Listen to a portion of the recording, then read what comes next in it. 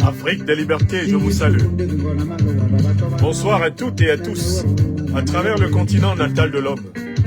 Bonsoir à toutes et à tous, à travers les grands océans Atlantique et Indien, l'Amérique, l'Europe, l'Asie. Soyez salués. Nous sommes le mardi 7 janvier 2025 sur la Terre des Hommes. Il est 21h05 en France, dans cet oratoire, au moment où je prends la parole pour apporter les réponses du panafricanisme aux critiques et aux attaques, aux offenses du président français Emmanuel Macron. Je compte sur chacune et chacun d'entre vous pour partager pleinement la présente émission. Le docteur des preuves va ici revenir sur chacun des arguments mobilisés par le président Emmanuel Macron dans la partie de son allocution devant les ambassadeurs de France concernant l'Afrique et en particulier concernant les intellectuels panafricanistes dont je suis. Je vais y répondre patiemment, méthodiquement, rigoureusement, de telle façon que le président Emmanuel Macron lui-même, quand il regardera la présente conférence, puisque je suis écouté, lu, entendu et analysé au Palais de l'Élysée, je pense qu'il bénéficiera d'une meilleure compréhension du panafricanisme grâce à la présente conférence. Parce que manifestement, il ne sait pas à quoi il a affaire, il ne sait pas à qui il a affaire. Sido Babi, soit salué. Vous tous mes amis, sur tous les réseaux, YouTube, Facebook, TikTok, soyez les bienvenus. N'oubliez pas de partager et de protéger massivement cette émission. La réponse de l'intelligentsia panafricaniste contemporaine aux propos offensants du président Emmanuel Macron. Il a parlé, il a indexé les intellectuels panafricanistes. Nous lui répondons comme tel, en notre qualité de docteur de l'université et de président de l'Institut de l'Afrique des libertés. Nous allons répondre aux attaques du président Emmanuel Macron contre les intellectuels panafricanistes. Nous allons y répondre méthodiquement, de telle façon que sur le panafricanisme, grâce à nous, il soit édifié. Si ce projet vous agrée, partagez massivement cette information.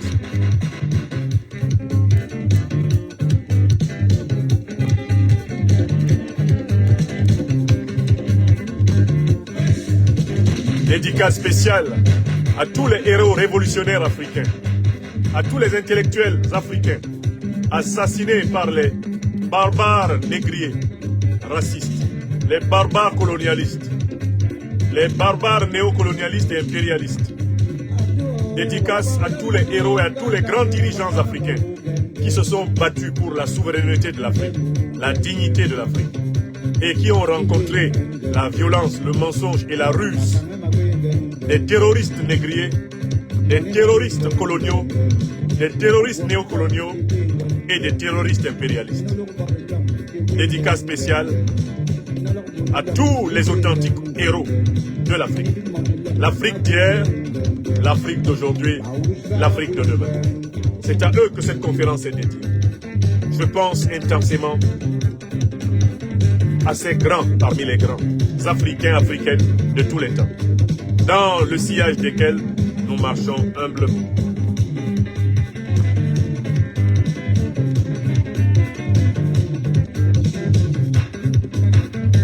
Le président Macron a parlé. En parlant, il a ciblé les intellectuels panafricanistes. C'est à ce titre que je lui réponds, car je me suis senti visé par ses propos. Je vais lui répondre qu'il n'ait pas peur. C'est lui qui a ciblé les intellectuels panafricanistes. Donc, qu'ils entendent leurs réponses. Et tout cela va nourrir le débat politique international et éclairer les lanternes de l'opinion. Tu connaîtras la vérité et la vérité t'affranchira.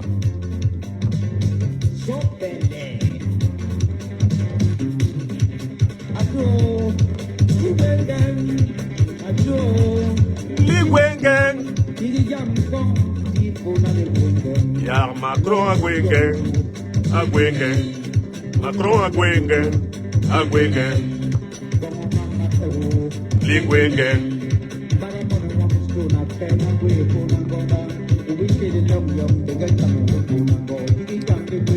Gang gang gang gang Gang gang gang gang Gang gang gang gang Gang gang gang gang.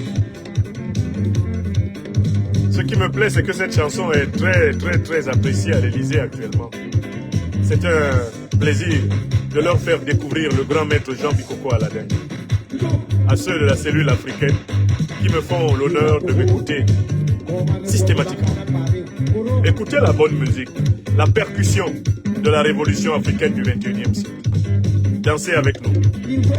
Mama ligweo, ligweo, ligweo. Gang gang. Mama ligwe gang gang gang. Yuye job, mama ligwe gang gang gang. Atanyambe ligwe gang gang gang. Kijam ligwe gang. C'est la langue Bassa Bantou. La langue de chez moi. Au Cameroun. Imbayen, Ilorien, Bessaïd Bessaïd, Asoro Soro, Bate, Bataraba Norok,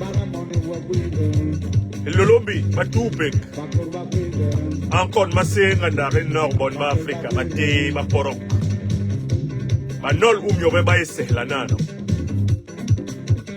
Ngera Yabukola, Ngera Yabukola,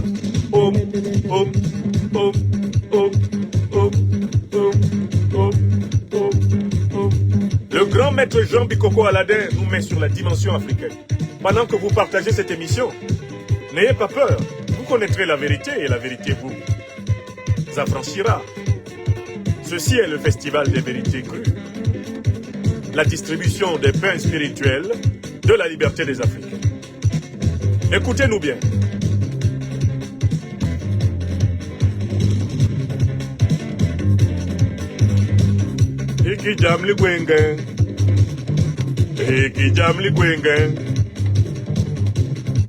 Africaines, Africains, amis européens, européennes, amis américaines, américains, vous qui êtes en Asie et dans les îles des océans Atlantique et Indien, soyez les bienvenus à ce programme du mardi 7 janvier 2025 sur la Terre des Hommes. Ce programme est consacré à répondre aux propos du président de la République française actuelle, Monsieur Emmanuel Macron, qui, à l'occasion de la traditionnelle rencontre avec les ambassadeurs de France au palais de la République française à l'Élysée, le président Macron s'est adonné à des déclarations concernant en particulier l'Afrique et tout singulièrement une catégorie d'Afrique, à savoir les intellectuels panafricanistes. Or, quelle que soit la manière de compter les intellectuels panafricanistes qu'il y a actuellement sur la terre, votre serviteur a la modeste prétention de dire que forcément son nom est dedans. C'est parce que je me sens visé par les propos du président Emmanuel Macron qu'en ma qualité d'intellectuel panafricaniste, président de l'Institut de l'Afrique des Libertés, docteur de l'université française, sans conteste, je viens lui répondre. J'ai bien précisé à quel titre je lui réponds. Je lui réponds parce qu'il a ciblé dans son propos les intellectuels panafricanistes. Je lui réponds parce que dans son propos, il a affirmé des prétentions sur les intellectuels panafricanistes à propos de la situation politique de l'Afrique et des relations franco-africaines. Je lui réponds donc comme intellectuel panafricaniste, président d'une association panafricaniste connue de millions de personnes, voire de dizaines de millions, ou même de milliards de personnes maintenant dans le monde, l'Institut de l'Afrique des libertés, basé à Bamako, au Mali, association de droit malien, en ma qualité de docteur de l'université française également, je voudrais lui répondre.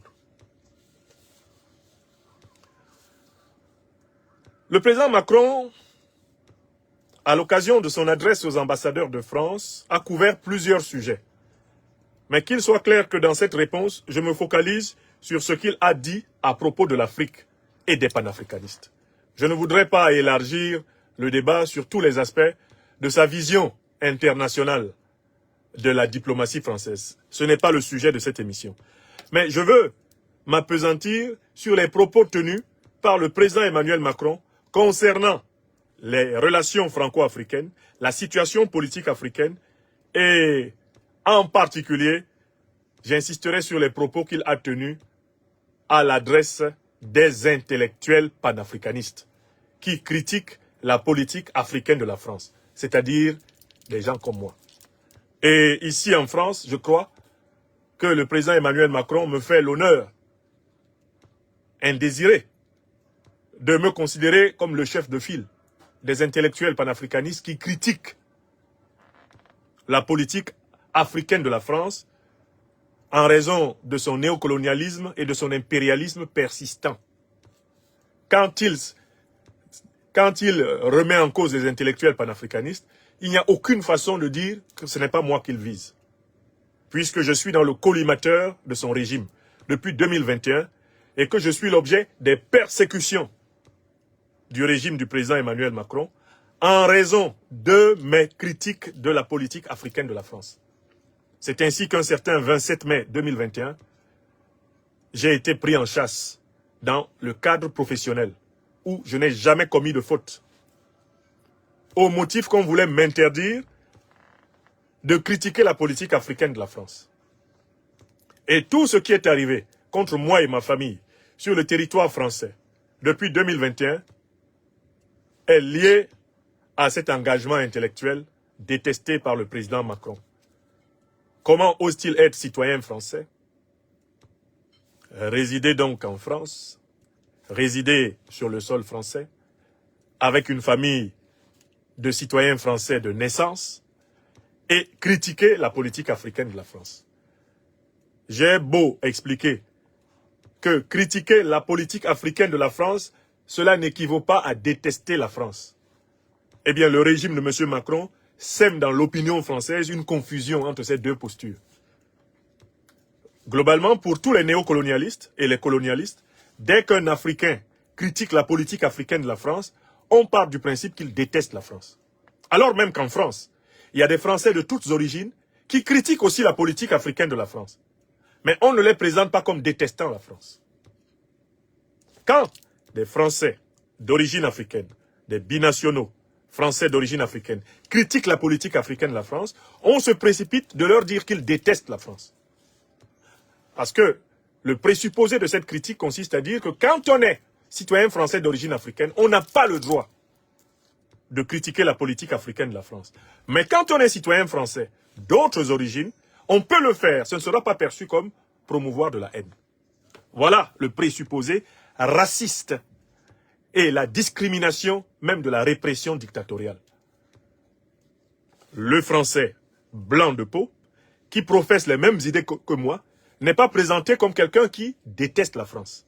Le Français noir de peau, qui comme moi critique la politique africaine de la France, est rapidement, par les racistes, les néocolonialistes et les impérialistes de tous bords, rangé parmi les ennemis, les haineux, des gens qui détestent la France. Or, critiquer une politique, ce n'est pas détester un peuple. Car dans tout peuple humain, il y a des justes. On ne peut pas jeter le bébé et l'eau du bain. Tu ne peux pas te battre pour la vérité et la justice et détester un homme en raison de la couleur de sa peau. Détester un homme en raison de ses origines nationales, continentales, historiques. Celui qui se bat pour la vérité, la justice et la solidarité humaine dans la voie sublime de la Mahat africaine ne peut pas être raciste. Impossible. Ou alors, il n'a pas reçu la grande initiation civilisationnelle africaine. se battre pour la vérité et la justice, c'est aussi se battre contre toute forme de discrimination, y compris des discriminations qui frappent des gens qui, eux, ne respectent pas ce principe. C'est-à-dire que moi, je n'ai pas le droit, en raison de mon engagement spirituel et intellectuel, d'être raciste envers un raciste. J'ai le droit de résister au racisme. J'ai le droit de résister au colonialisme. J'ai le droit de résister à l'impérialisme, en raison de mes principes de vérité, de justice et de solidarité. Mais je n'ai pas le droit, je ne me donne pas le droit d'être raciste. Je ne me donne pas le droit d'être colonialiste, je ne me donne pas le droit d'être impérialiste. C'est la condition de la cohérence de notre combat. Donc, je sais que quand on se met devant les caméras sur les réseaux sociaux pour critiquer ce qu'a dit le président Emmanuel Macron, et qu'on est d'origine africaine comme moi, cela est perçu par lui et le régime dont il est le chef comme un crime de lèse-majesté. Au point que, désormais, il y a une véritable police des réseaux sociaux qui fait, rage en France pour punir les citoyens français d'origine étrangère qui critiquent la politique africaine de la France au motif qu'ils seraient des promoteurs de haine. Car, en fait, tout le harcèlement, toute la persécution politique dont j'ai été victime depuis bientôt 5 ans en France vient de cette confusion, savamment entretenue par le régime Macron. Alors qu'on ne peut pas établir que j'ai posé un seul acte de trouble à l'ordre public, que j'ai attenté à un seul bien, privé ou public, sur cette terre de France, que je suis auteur d'une quelconque agression, prédation, d'un acte de violation flagrante, des principes de la paix républicaine, le régime de M. Macron, que vous voyez, s'est débrouillé pour me faire ficher S, afin de me persécuter à chacune de mes sorties et de mes entrées du territoire français. Mais pour quelles raisons font-ils cela? Parce qu'ils ne supportent pas que des Français d'origine africaine, hautement cultivés comme moi, mettent leur intelligence et leur culture au service de l'émancipation africaine. C'est ça la raison. Et nous savons pourquoi nous sommes persécutés.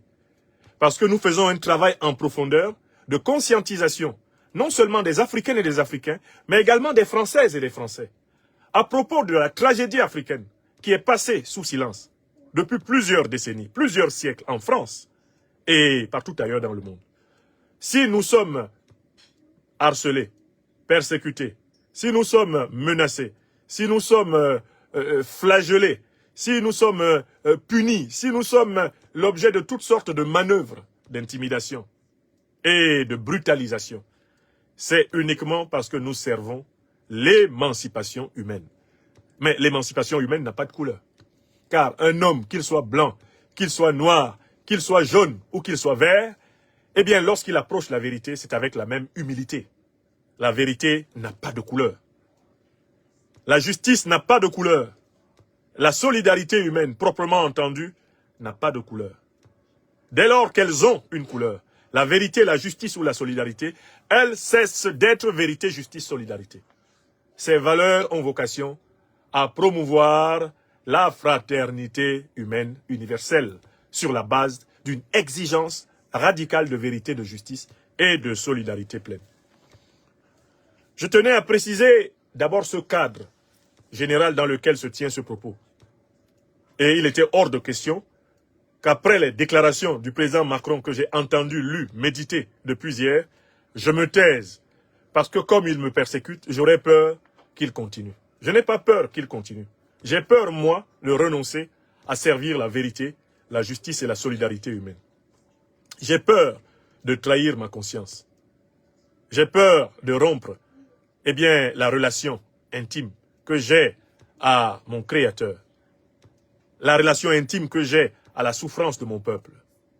Voilà les trahisons dont je me méfie. Je ne me méfie pas des cris d'orfraie de gens qui profitent de la ruse, de la violence et du mensonge pour tenter d'imposer une fausse version de l'histoire qui est en marche. Alors, comment allons-nous procéder dans cette émission? Vous me connaissez. Vous m'avez appelé le docteur des preuves parce que quand je parle de quelque chose, eh bien, je prends toujours la peine de travailler dessus. Alors, je vous montre assez rapidement le schéma de la conférence que nous allons commenter. Ce sont ces deux petites pages-là que je vais commenter devant vous. Il n'y a pas autre chose. J'ai noté les principales affirmations du président Emmanuel Macron et je vais montrer que ces affirmations sont fausses. C'est simple, ma méthode. J'ai noté ces affirmations principales concernant l'Afrique et les panafricanistes. Et moi, ma conférence consiste à montrer que tout ce qu'il a dit est faux. Donc, je vais le contredire. Vous avez compris? Voilà ma méthode. Ma méthode est celle de la contradiction. La contradiction dialectique. Je vais montrer que il a dit que A, mais c'est faux. Il a dit que B, mais c'est faux. Il a dit que C, mais c'est faux. Il a dit que E, mais c'est faux.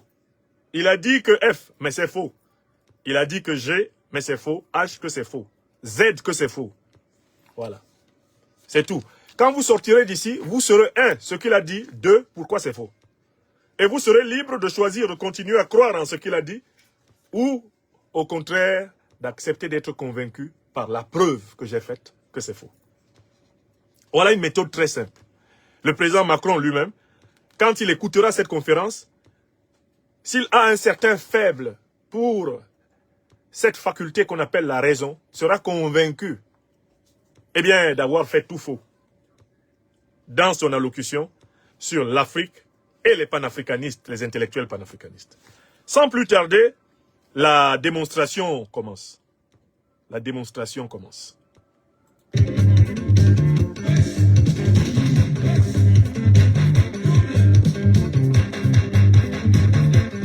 Bon, le président Emmanuel Macron, dans l'une des parties de son allocution, a commencé par présenter les atouts de la France aujourd'hui. Il essayait de montrer que, contrairement à un certain déclinisme, un certain pessimisme qui règne à propos de la situation de la France dans le monde, la France se porte bien. Elle se porte très bien, tout va bien.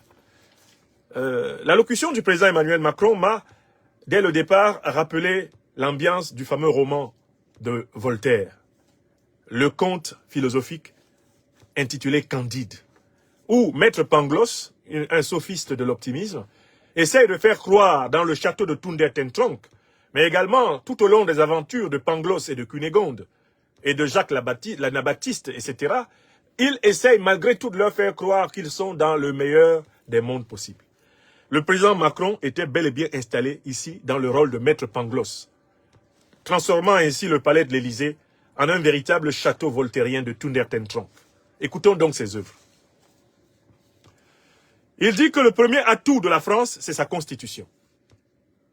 Je dis que ce n'est pas vrai. Parce qu'en France, il existe plusieurs forces politiques qui demandent le passage à la 6e République. Au motif que l'actuelle constitution de la République française n'est pas pleinement démocratique. C'est une constitution qui consolide plutôt ce qu'on appelle une monarchie républicaine. Je me permets de vous renvoyer à un tout petit livre qui a développé à la perfection cet argument. C'est le livre du docteur Philippe Fabry. Philippe Fabry a écrit « Le président absolu », la 5e République contre la démocratie. Et il explique ici pourquoi cette constitution est l'une des raisons pour lesquelles la France est bloquée. La constitution de 1958.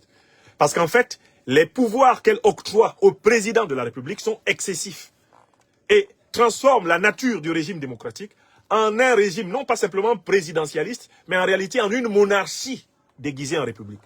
La démonstration est du docteur en droit Philippe Fabry. C'est un petit essai qui a été énormément lu. Je vous le recommande.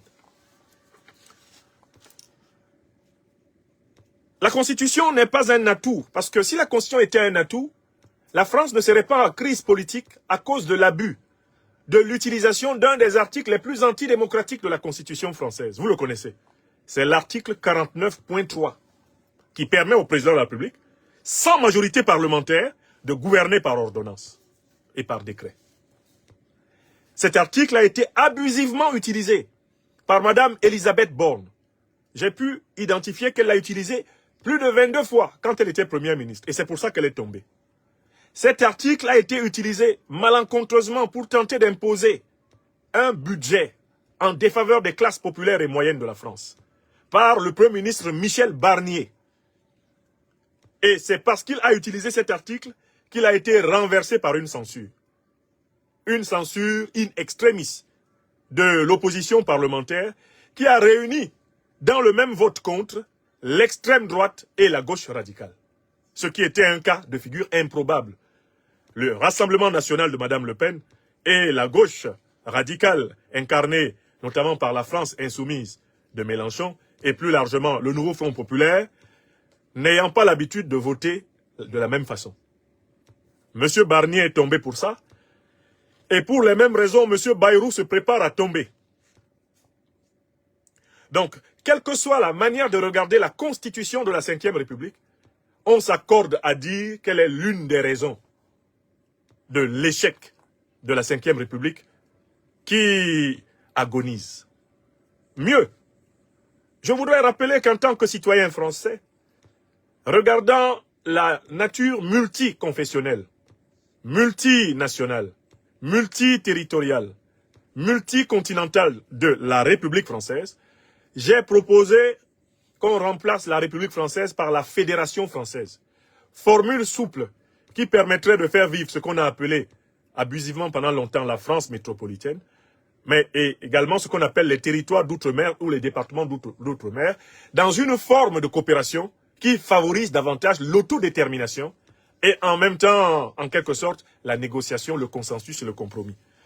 Donc quand le président Emmanuel Macron dit que l'un des atouts de la France est sa constitution, moi je dis qu'il y a beaucoup de preuves que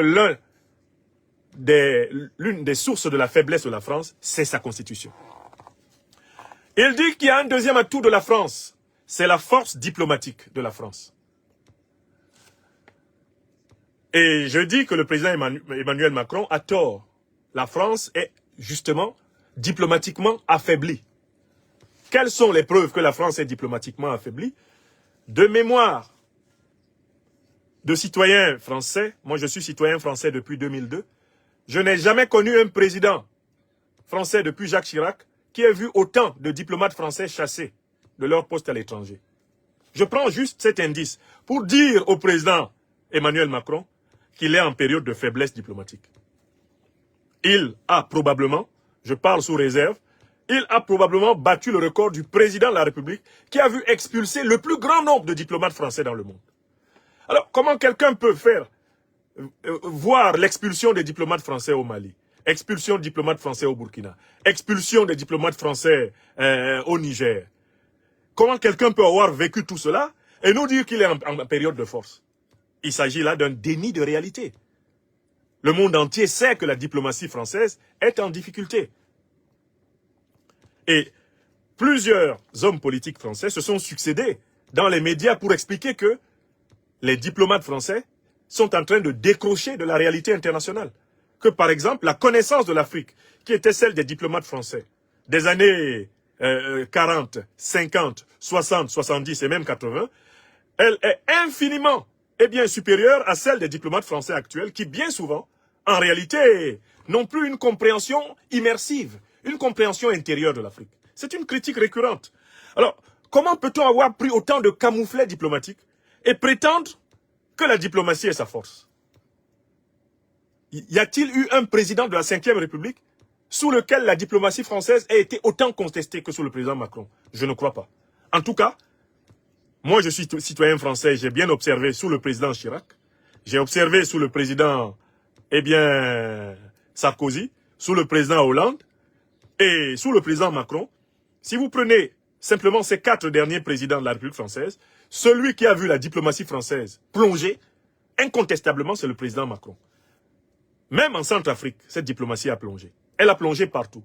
Avec des camouflets publics comme la querelle de Kinshasa entre le président Macron et le président Tshisekedi. Eh bien, la scène ubuesque de Yaoundé où le président Macron joue les attachés de presse du dictateur Paul Biya, les critiques qui ont fusé quand il est allé installer, en avril 2021, le coup d'État du général d'alors, Mahamat Idriss Déby Itno au Tchad, mais le fiasco de la visite à Ouagadougou, avec le coup du climatiseur et des caresses sur le crâne du vieillard président burkinabé Roch-Marc Christian Kaboré, il y a eu tellement de faits graves émaillant la diplomatie africaine de la France sous le président Macron, que je suis étonné qu'il évoque la diplomatie comme une force, alors même qu'il en a fait une faiblesse. Troisième élément, il dit que la France a un atout, c'est le rayonnement de la langue française. Là encore, je ne suis pas d'accord avec le président Emmanuel Macron. La langue française, justement, est menacée. Combien de pays africains avaient la langue française comme langue officielle et qui l'ont déclassée comme désormais une langue de travail? Mais pratiquement une dizaine de pays africains. Si la langue française était si rayonnante, pourquoi pratiquement une dizaine de pays africains la déclassent? Mais parce qu'elle a été utilisée comme un outil d'influence politique, comme un outil d'influence économique, géostratégique et diplomatique. Cette instrumentalisation politique, économique, diplomatique de la langue s'est retournée contre elle.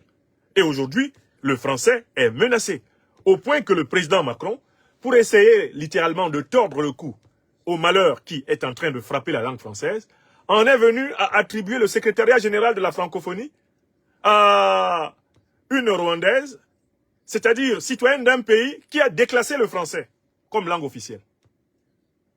Il en est venu à cela. Pourquoi? Parce que la langue française est en difficulté. Non pas parce que ce ne soit pas une belle langue. J'aime toutes les langues. Et j'aime la langue française dont je suis, je crois, un excellent pratiquant. Je ne crois pas, je le sais. Mais écoutez, l'instrumentalisation politique, économique, l'instrumentalisation diplomatique du français est une balle tirée au pied du français par les dirigeants successifs de la République française. L'instrumentalisation de la francophonie comme un moyen de contrôle mental, comme un moyen de caporalisation culturelle des peuples diversifiés du monde, dits francophones, a joué contre la langue française. Au point que, en réalité, des pays entiers, des opinions entières sont en train de lui tourner le dos. Si le français, a une chance, elle est entre les mains des francophones non français. J'espère que vous savez que le français est plus parlé hors de France qu'en France. C'est l'une des langues, qui est plus parlée hors de son territoire originel que dans son territoire, je veux dire en termes de nombre de locuteurs. Donc il y a plus de francophones non français que de francophones français. Mais la manière de traiter les francophones non français va déterminer à court, moyen et long terme le sort du français. Il n'y a aucun doute.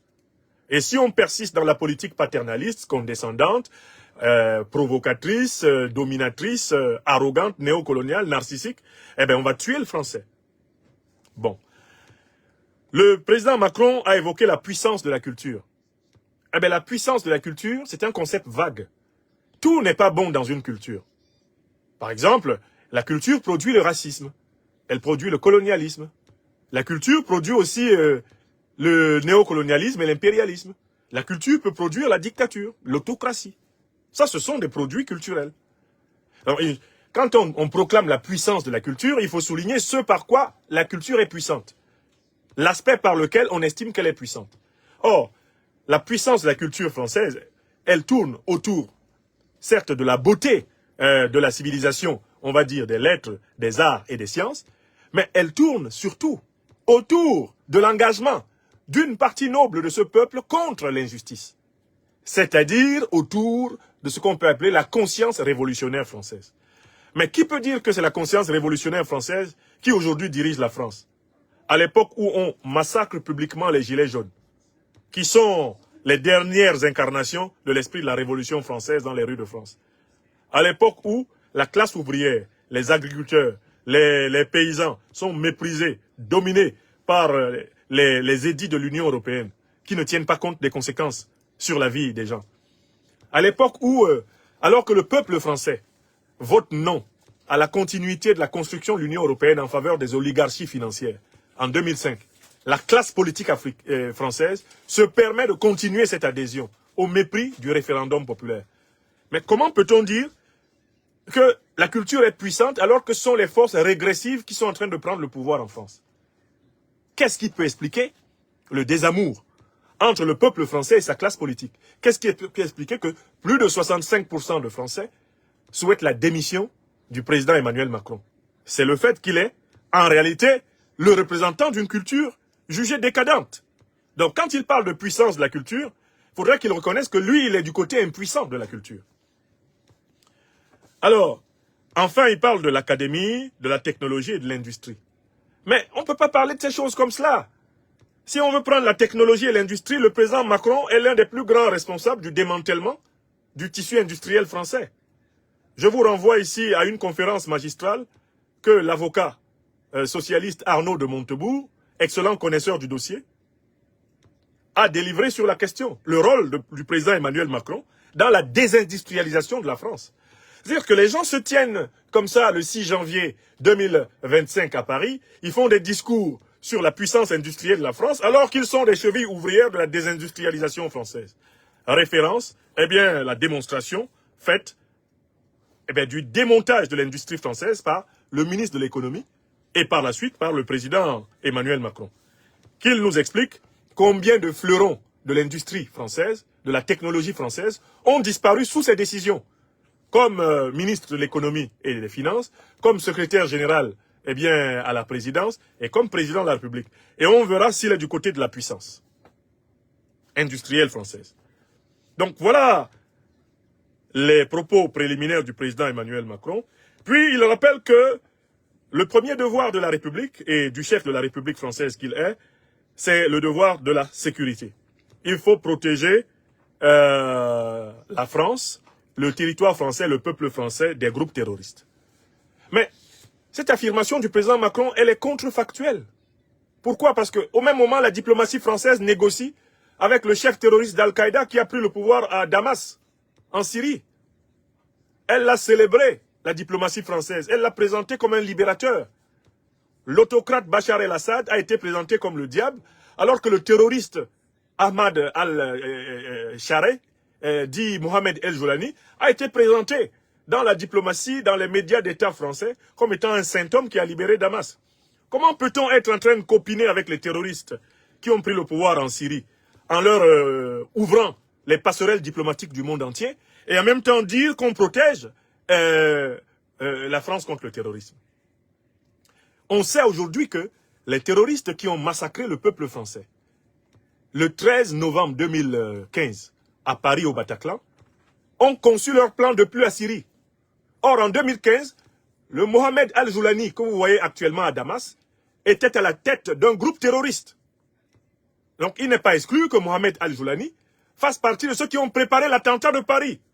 Mais pourtant, on a vu le chef de la diplomatie française se rendre, faire la courbette à Damas, à quelqu'un qui était l'objet d'un mandat d'arrêt international avec 10 millions de dollars américains placés sur sa tête il y a à peine 6 mois. On l'a vu ou pas? Mais voilà un exemple contrefactuel. On dit aux Français, on vous protège du terrorisme, et ensuite on s'en va faire ami-ami avec eux.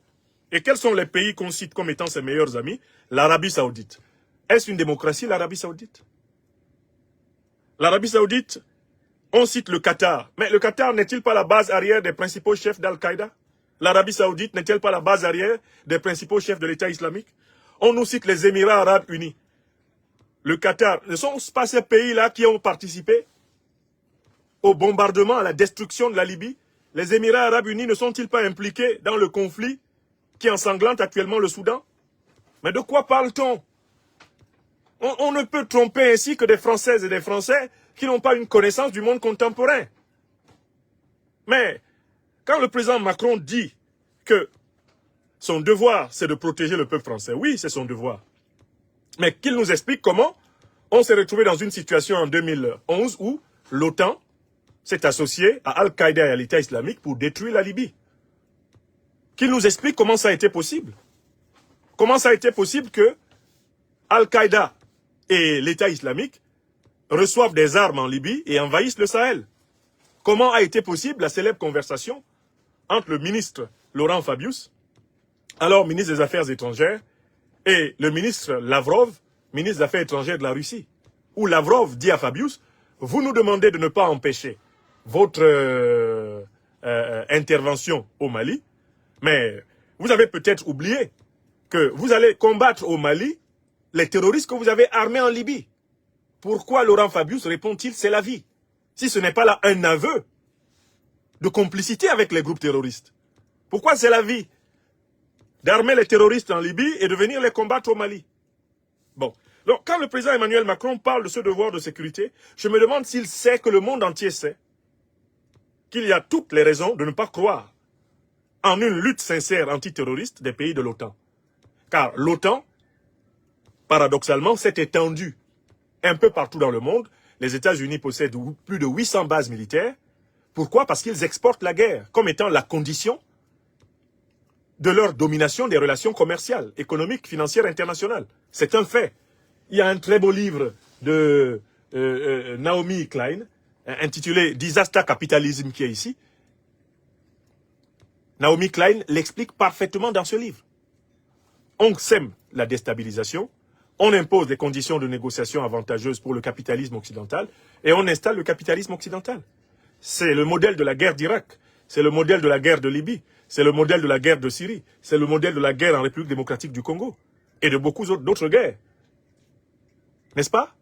Donc quand le président Macron parle ici d'un travail sérieux dans le cadre de la lutte antiterroriste, il est permis de constater qu'il y a des contradictions flagrantes. Et qu'on ne peut pas faire ami-ami avec Ahmad al-Shareh, un membre de l'État islamique, et prétendre vouloir protéger l'Europe des terroristes qui ont ensanglanté précisément le Bataclan le 13 novembre 2015. Ces terroristes ont préparé le coup en Syrie. Et en 2015, ce monsieur-là que vous voyez à Damas, il faisait partie des terroristes. Où est la cohérence dans tout cela? Comment peut-on applaudir un chef terroriste qui prend le pouvoir en Syrie et venir dire aux Français qu'on combat le terrorisme pour les protéger?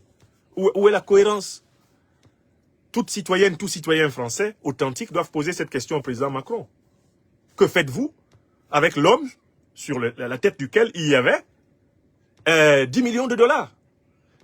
Vous vous rendez compte, ce monsieur-là est présentable. Moi qui n'ai jamais posé le moindre acte de violence en France, on me fiche individu dangereux, on me fiche S, alors que Mohamed Al-Joulani dit Ahmad Al-Shareh, chef terroriste, dont la tête était mise à prix à 10 millions de dollars, on s'en va lui faire des génuflexions, des courbettes.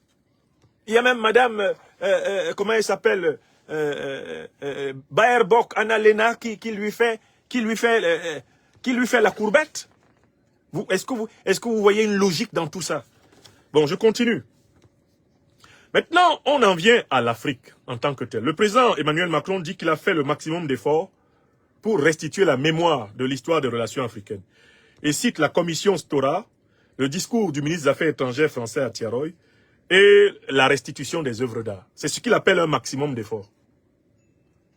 Mais écoutez, la commission Stora, le discours à Tiaroy, la restitution des œuvres d'art, est-ce que cela correspond aux aspirations des peuples et même des gouvernements africains en vue de la normalisation de la relation franco-africaine? Non, écoutez, le fond du problème, c'est que la France s'est construite sur la traite négrière. Il faut qu'on en juge, il faut qu'on évalue, il faut qu'on répare. Il faut que la France paye. La France s'est construite sur l'exploitation abusive des colonies, avec des crimes de guerre, des crimes contre l'humanité perpétrés pendant la colonisation. Il faut qu'on en juge, il faut qu'on évalue, il faut que la France paye.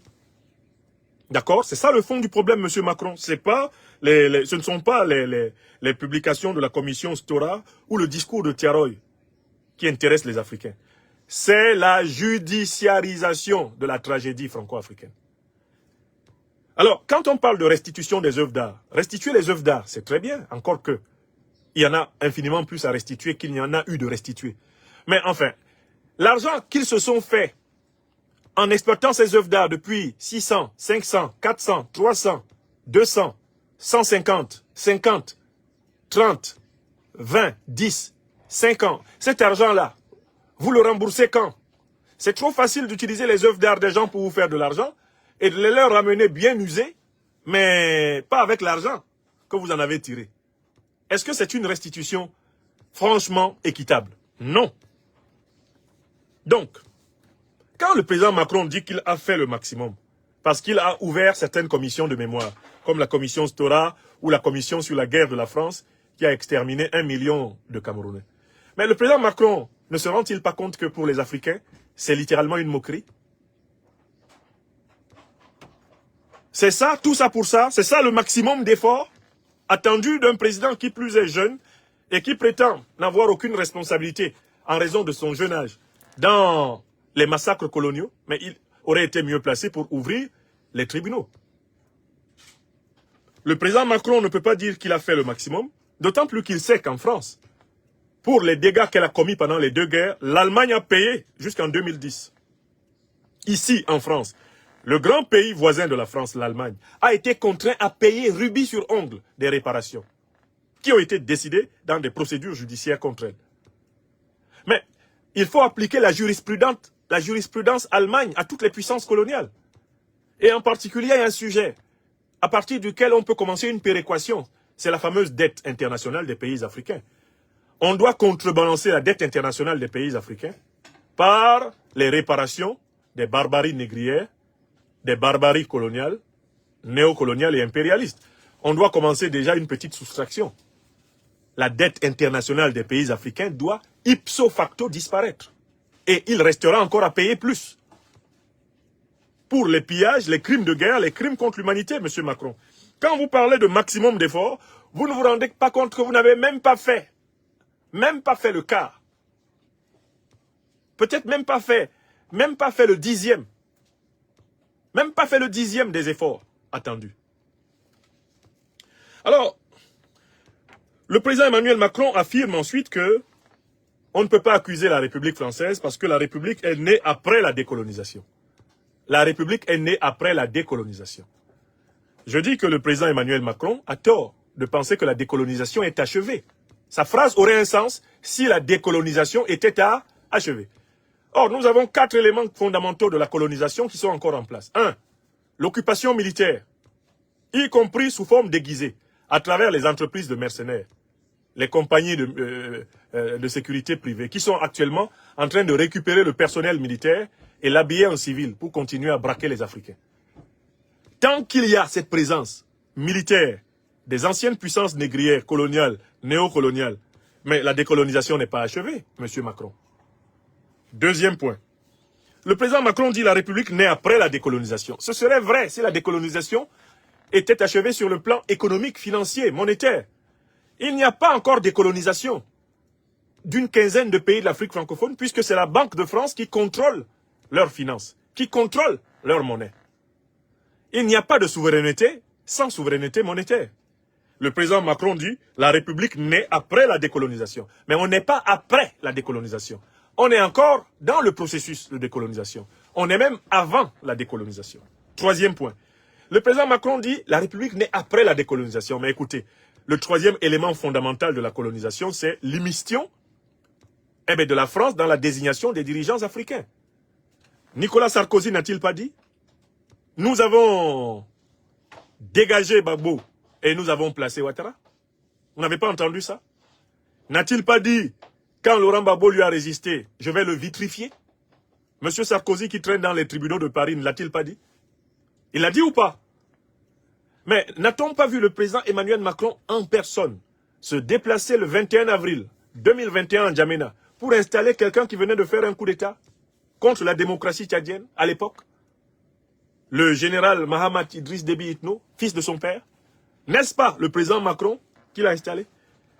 N'a-t-il pas adressé des lettres de félicitations à des dictateurs civils africains, grands fraudeurs aux élections, grands violeurs de constitution, comme Ouattara Draman, Biya Paul, Sassou Nguesso et consorts?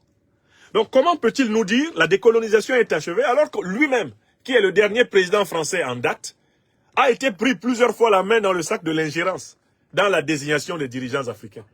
N'a-t-il pas lui-même publiquement dit à Kinshasa, devant le président Tshisekedi, que Tshisekedi a été installé comme président de la République à la faveur d'un compromis à l'africaine, dans lequel la France a joué un grand rôle? Il l'a dit lui-même, le président Macron, publiquement. Mais comment peut-il dire que la République naît après la décolonisation, alors que la France, lui-même, le président Macron, publiquement, informe le monde entier qu'il a contribué à imposer Tshisekedi à la tête du Congo, Kinshasa? Vous vous souvenez que la colère de Félix Tshisekedi Tshilombo est venue de cette déclaration du président Macron. quand le président Macron a avoué publiquement que la France, à travers son ministre des Affaires étrangères, Le Drian, avait contribué à installer Tshisekedi, Tshisekedi a bondi de tout son poids et a affirmé un certain égo face à Emmanuel Macron. Qui ne s'en souvient pas? Nous continuons d'égrener les affirmations du président Macron. Il dit que le dialogue avec l'Afrique ne peut pas être l'otage d'un panafricanisme bon à loi, basé sur un discours postcolonial, des soutiens de revers, impérialistes, c'est-à-dire en fait la Russie. Qu'est-ce que le président Macron appelle-t-il un panafricanisme de bon à loi? Pour lui, un panafricanisme de bon à loi, cette expression est réservée à tous les panafricanistes qui critiquent la politique néocolonialiste de la France en Afrique. N'est-ce pas? Le panafricanisme bon à loi, c'est pour le président Macron en fait le pire des panafricanismes. Parce que c'est le panafricanisme qui consiste à dire retirez toutes vos bases militaires et toutes vos compagnies de mercenaires du sol africain. Retirez votre monnaie néocoloniale du franc CFA. Cessez de vous ingérer dans la désignation des dirigeants africains. Arrêtez de réprimer la renaissance civilisationnelle africaine. Tous les Africains qui défendent ces 4 thèses fondamentales sur les réseaux sociaux sont visés par les propos du président Macron. Parce que pour lui, un panafricaniste devrait vouloir que l'armée française reste sur le sol africain. Un panafricaniste devrait vouloir que l'armée française, que la France maintienne la monnaie de la Banque de France dans 15 pays africains. Pour M. Macron, un panafricaniste devrait vouloir que la France continue à désigner des dirigeants africains pour s'assurer le contrôle des richesses africaines de ces pays. Pour M. Macron, un panafricaniste devrait vouloir que les langues africaines ne soient pas promues et que le français efface progressivement et définitivement les langues africaines. Pour lui, c'est ça un bon panafricaniste. Et les panafricanistes qu'il déteste, ce sont ceux qui disent armée française, quittez immédiatement le sol africain, car il n'y a pas d'armée africaine sur le sol français. Banque de France, retirez complètement votre monnaie coloniale du sol africain, car il n'y a pas de monnaie coloniale africaine sur le sol français. Dirigeants français de tous bords, cessez de vous mêler, de choisir les dirigeants africains à la place des Africains. Et enfin, laissez l'Afrique aller à sa propre civilisation, chercher les sources d'inspiration pour sa renaissance, sa résurrection. Donc le président Macron déteste les Africains qui disent cela. Et il les appelle les panafricanistes bons à loi. Et il va ensuite les appeler des faux intellectuels, manipulant les réseaux sociaux, utilisant le désarroi d'une jeunesse et servant les intérêts de la Russie ou autres en Afrique. Ce faisant, le président Macron s'attaque très clairement à nous.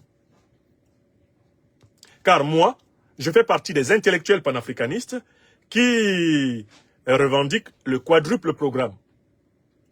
Retrait total des troupes néocolonialistes françaises du sol africain, retrait total de la monnaie coloniale du CFA du sol africain, fin de l'ingérence de l'élite politique française dans la désignation des dirigeants africains et quatrièmement, fin de la répression culturelle des idées des Africains.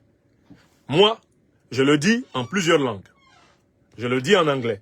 I am of those intellectuals, those Pan-Africanists, who are fighting for the end of the military occupation of African ground, African soil by French troops and all other neocolonialist and imperialist troops.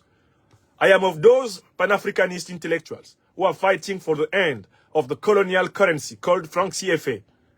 I am of those intellectual Pan-Africanists who are fighting against France's interventions in African political processes. I am of those African intellectuals who are fighting for the renewal of African institutions by rooting them in the African civilization. Mbale yong men kalbe, me bon ba Afrika ba yikar, bon ba ejo, inyu bon le, be sonda pe man nola pe pulasi, ni pe ba kanabo so pe he ma ko ma pe long yes Afrika. Me ye, ikere bon ba Afrika, ba bankale, moni me whip, mini ba sebe le français farin so ba be ki tengo Afrika. Me ye, ikere burbakar bon ba Afrika. Munun kongsi, baba e jo sangebilim, nyu bongle, pulasi ba haha banki joljab, momap, ipohol ba anebis. Long yes, ba anebes di tenjes be bo mere bon la bas pa holbo meye ba bon ba Afrika ba bankale di lemb di Afrika min kwel mi Afrika min kwel mi kemet medu neter min lama di lemb di Afrika di lama yila nano di lemb di bon ba Afrika ribisu ba le ban so port pour la si to lengisi to le jaman ban poroliombus ndi lemb hi Afrika ribisu hilama lol inyo batara ni bon mama baba ye kereson ni baba yengi. Voilà les choses que nous disons en plusieurs langues et qui nous valent d'être traités donc par le président Emmanuel Macron de faux intellectuels manipulant les réseaux sociaux, utilisant le désarroi d'une jeunesse pour les intérêts de la Russie ou d'autres Africains. Or, je voudrais examiner les qualificatifs que le président Macron nous réserve. Il dit faux intellectuels. Alors, le président Macron parle de fausseté intellectuelle. C'est-à-dire que lui, il se positionne sans doute parmi les intellectuels. Mais qu'est-ce qu'il entend par intellectuel? On peut commencer par définir faussement l'intellectuel comme étant quelqu'un qui est diplômé, voire surdiplômé. À ma connaissance, le président Macron est diplômé, mais il n'est pas surdiplômé. Et de nombreux intellectuels panafricanistes, comme moi, possèdent plus de titres formels de la science universitaire que lui. Donc, je prends ce premier critère, les parcours scolaires. Quand il dit que les panafricanistes sont des faux intellectuels, est-ce une manière de dire qu'il a été meilleur étudiant, meilleur élève, il a été meilleur écolier que nous? Mais il serait facile alors à ce moment de prendre notre CV qui est disponible sur le net et de prendre le sien pour voir si son CV, du point de vue des grades et des titres, est supérieur au nôtre. Je prends ce premier critère, qui n'est pas suffisant pour définir l'intellectuel.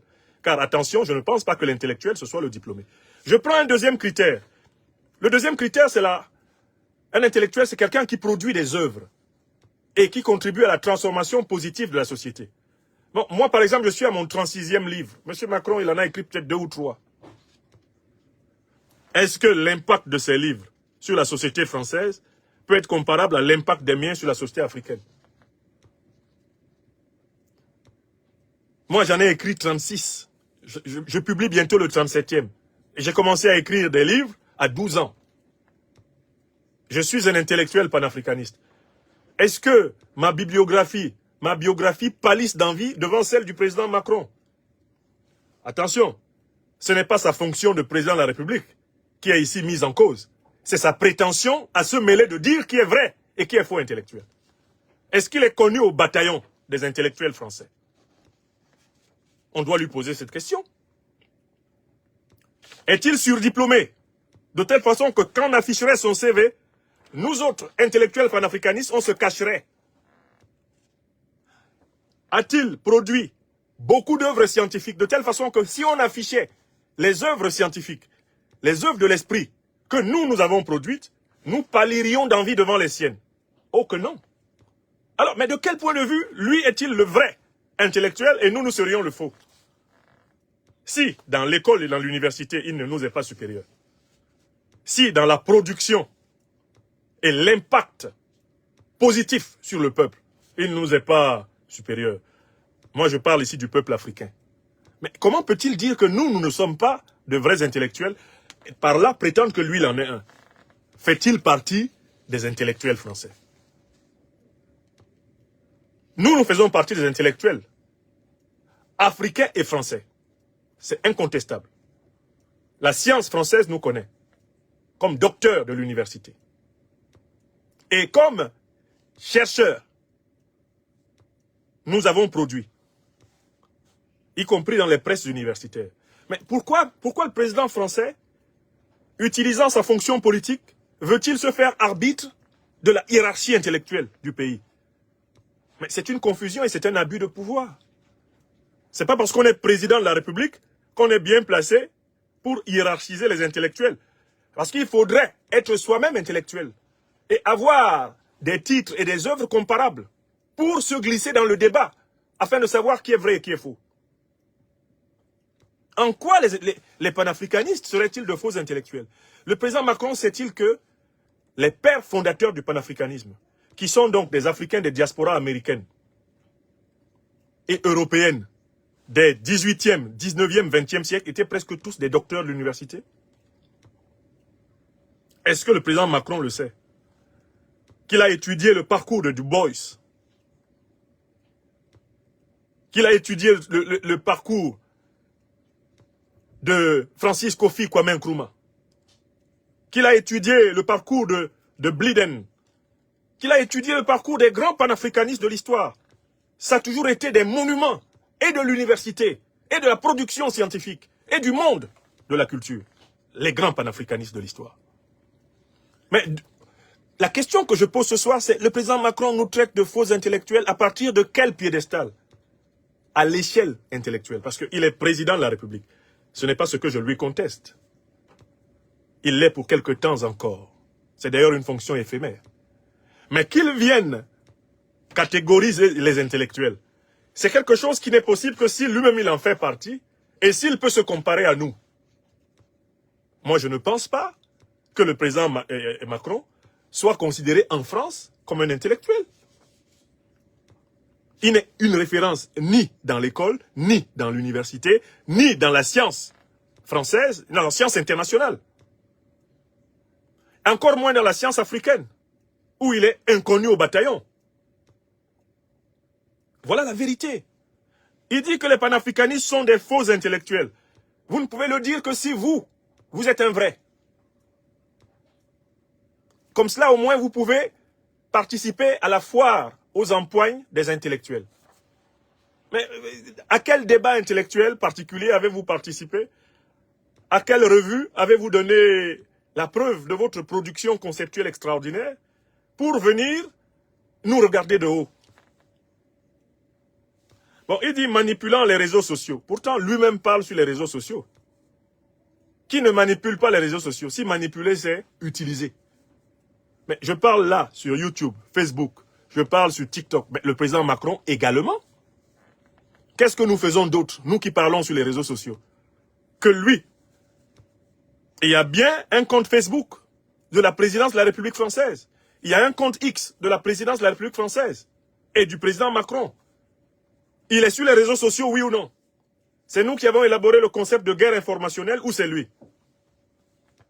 Voilà quelqu'un qui est sur les réseaux sociaux comme nous. Il parle sur ses réseaux sociaux, nous parlons sur les nôtres, il dit que nous manipulons. Mais qui ne manipule pas? En effet, pour ouvrir une caméra sur Facebook, tu manipules les réseaux sociaux. Pour ouvrir une caméra sur YouTube, tu manipules, tu utilises tes doigts là pour manipuler. Qui vient sur les réseaux sociaux sans un effort de manipulation, ne serait-ce que de ces logiciels, de ces machines?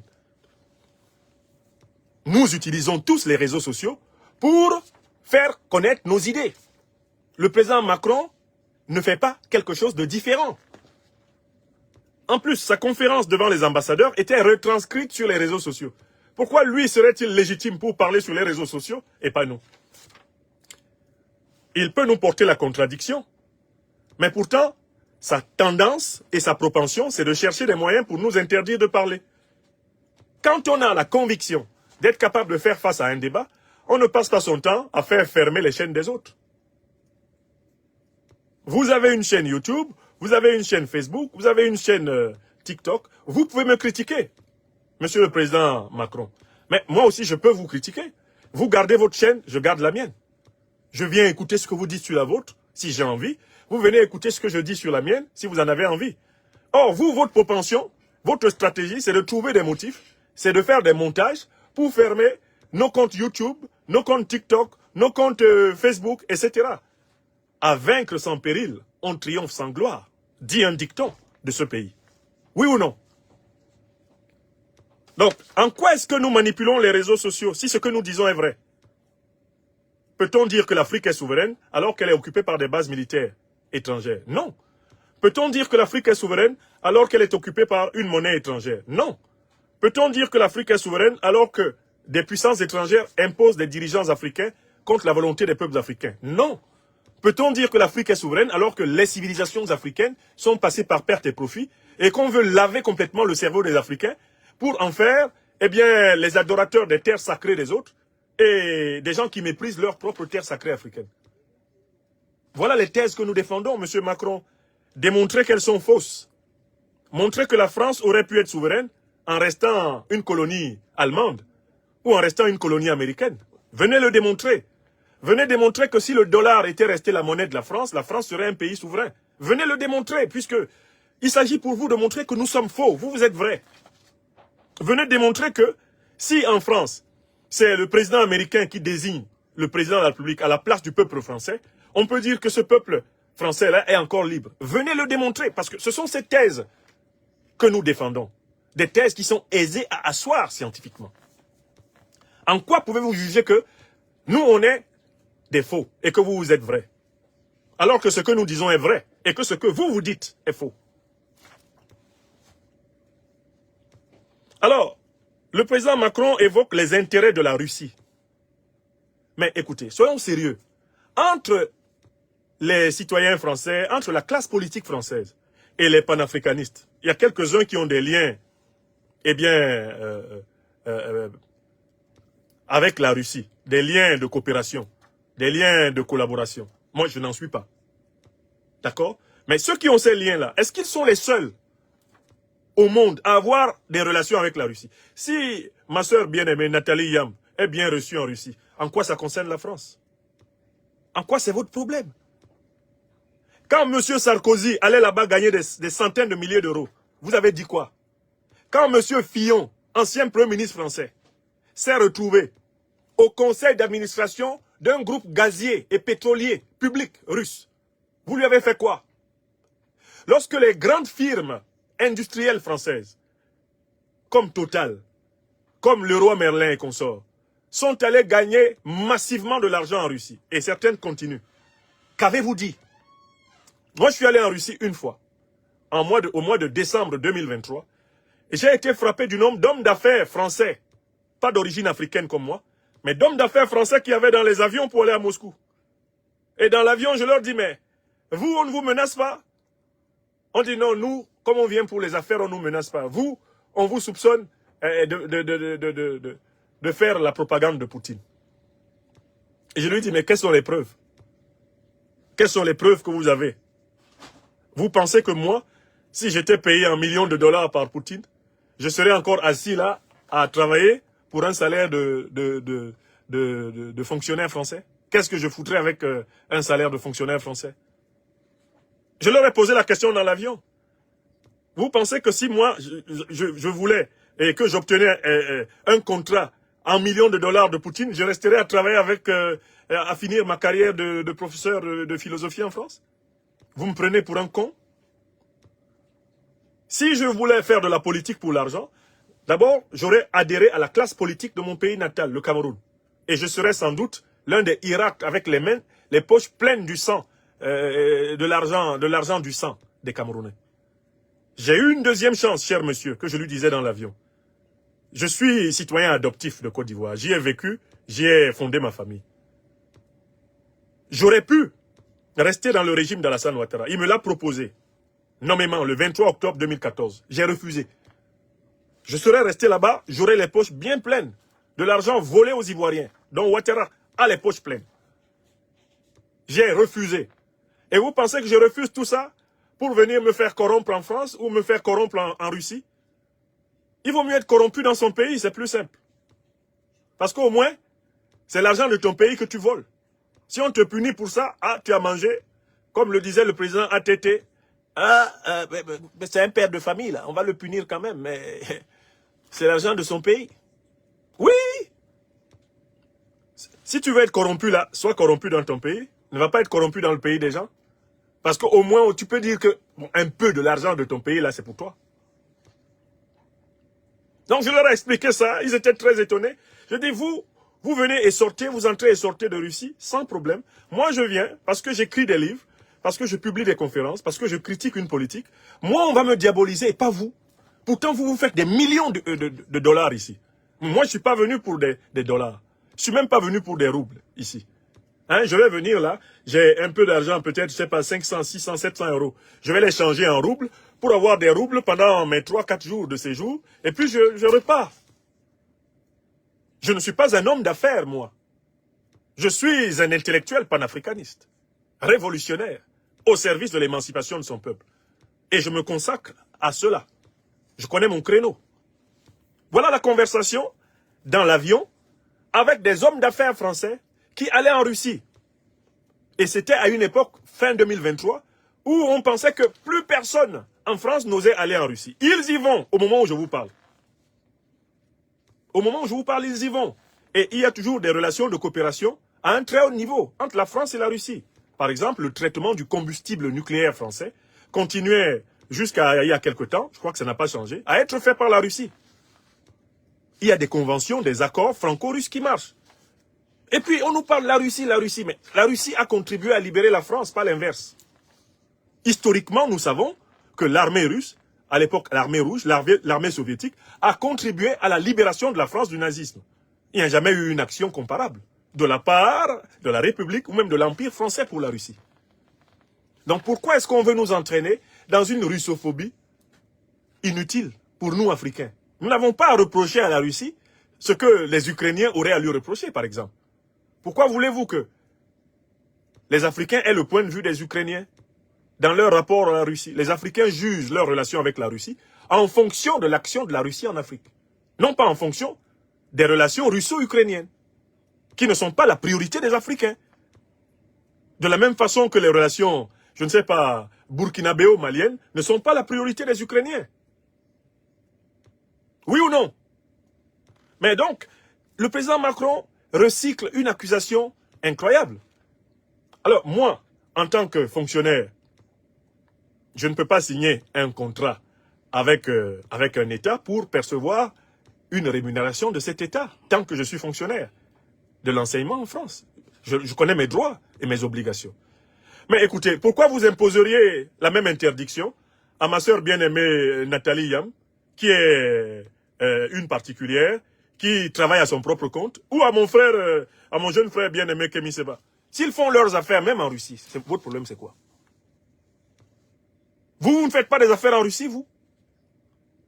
Allez demander à François Fillon de rendre tout ce qu'il a gagné en Russie. Allez demander à Sarkozy de rendre tout ce qu'il a gagné en Russie. Allez demander à Total, allez demander à Bolloré, allez demander à Leroy Merlin. Toutes les firmes françaises, à Carrefour, qui ont fait de l'argent en Russie. Faites-leur rendre gorge avant de venir emmerder les Africains. 1, 2, 3, la Russie, la Russie, la Russie. Mais après tout, les Africains ont le droit d'aller où ils veulent. Vous dites qu'il y a décolonisation. Mais vous êtes toujours en train de vouloir cloisonner le monde pour les Africains. Ah, vous n'avez pas le droit d'aller là-bas. Vous n'avez pas le droit d'aller là-bas. Ah bon, vous êtes allé là-bas. Ah, c'est grave. Ah, c'est grave. Mais finalement, vous dites que la République est née après la décolonisation. Et vous avez des comportements coloniaux. Ah, les Africains, ils sont allés en Chine. Ah, ça, il faut le noter. Chaque fois que j'entre ou je sors des aéroports, on photocopie toutes les pages de mon passeport pour avoir une idée de tous les pays que j'ai visités. Et continuer à m'espionner. Alors que je ne fais rien que défendre des idées, promouvoir des idées, faire prendre conscience, enseigner, éduquer, exalter l'âme de mon peuple. Votre problème, c'est quoi? Donc, il fallait qu'on réponde à cette question ici. Et quand il dit les intérêts de la Russie ou d'autres, mais écoutez, un intellectuel politique, c'est quelqu'un qui prend fait et cause. Et quand vous prenez fait et cause, mais vous avez intérêt avec la cause que vous défendez. Je souhaite que l'Afrique soit souveraine. Donc, je soutiens les mouvements souverainistes africains. Je soutiens les personnalités souverainistes africaines. Je soutiens les gouvernements souverainistes africains parce que c'est la conséquence logique de mon engagement intellectuel. C'est la conséquence pratique de mon engagement théorique. Un intellectuel politique, c'est quelqu'un qui fait ce qu'il dit et qui dit ce qu'il fait. Mais pourquoi voulez-vous que je ne soutienne pas le Mali d'Assimi Goïta, le Burkina Faso d'Ibrahim Traoré ou le Niger d'Abdourahmane Tiani, alors que la politique qu'il mène est la concrétisation des idées que je partage avec les dirigeants de ces pays. C'est la praxis de notre doctrine qui est en œuvre. Pourquoi voulez-vous que je fasse la fine bouche? quand le président Assimi Goïta fait quelque chose de bon, que je me taise. Alors que cela me plaît. Quand il fait quelque chose de bon, cela me plaît. Et je le dis. Quand le président Abdourahmane Tiani prend de bonnes décisions pour le peuple du Niger et qui montre le chemin au peuple africain, qu'est-ce qui vous choque si je suis content? Puisque cela correspond à l'objectif de mon combat intellectuel. Cela correspond aux idées que je défends, parfois même comme prophète dans le désert depuis plusieurs années. 5e affirmation du président Macron, la France n'est pas en train de disparaître en Afrique. Non, on a choisi de bouger parce qu'il fallait bouger. Cette affirmation, c'est même pas la 5e. Affirmation suivante, la France n'est pas en train de disparaître en Afrique. Non, on a choisi de bouger parce qu'il fallait bouger. Donc, le président Macron veut-il nous dire que l'armée française a décidé toute seule de quitter le Mali? Le président Macron veut-il nous dire que l'armée française a décidé toute seule de quitter le Burkina Faso? Mais même les ambassadeurs de France dans ces pays ne croiraient pas le président Macron. Le président Macron veut-il nous dire que l'armée française et l'ambassadeur de France ont décidé tout seuls de quitter le Niger? Au Niger, on a eu droit à un épisode spécial. Monsieur Ité refusant même de quitter. Mais comment vous dites non, on a choisi de bouger? Alors qu'on vous a vu refuser de bouger, vous accrocher. Au Niger, ça a été pathétique. Nous étions tous là quand même, diantre. Ces choses ne se sont pas passées sur la lune. Elles se sont passées sur la terre. Nous